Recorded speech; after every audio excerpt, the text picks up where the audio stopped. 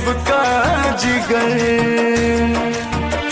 पास आ जाती है, दिल को भा जाती है, पास आ जाती है जैसे रंगीन तितलियां। धोखा देती है सबको ऐसी ही लड़कियां, धोखा देती है सबको ऐसी ही लड़कियां।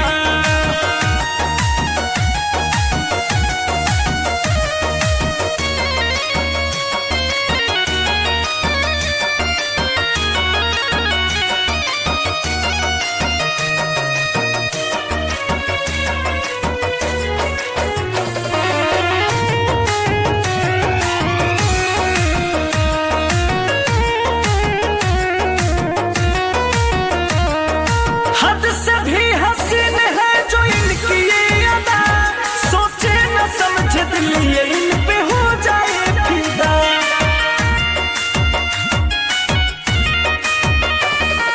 हद से भी हसीन है जो इनकी ये अदा, सोचे न समझे दिल ये इन पे हो जाए फिदा। पल में हंस देती है, पल में होती है खफा, कैसे समझे कोई सच में है ये बेवफा। नखरे खूब करती है, प्यार में चलती है, प्यार में चलती है, बस इनकी ही मर्जियां। धोखा देती है सबको ऐसी ही लड़कियां, धोखा देती है सबको ऐसी ही लड़कियां।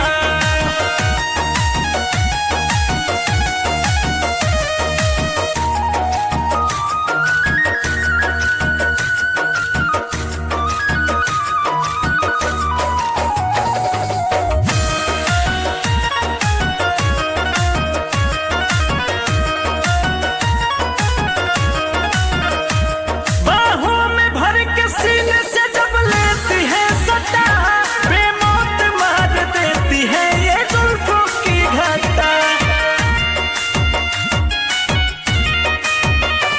बाहों में भर के सीने से जब लेती है सटा, बेमौत मार देती है ये जुल्फों की घटा। बाद में करती है इश्क में हर खता, अश्क थमता नहीं जब ये होती है जुदा। राजा अंकुश कहे उसे आंसू बहे, उसे आंसू बहे, प्यार के सिर्फ दरमियां। धोखा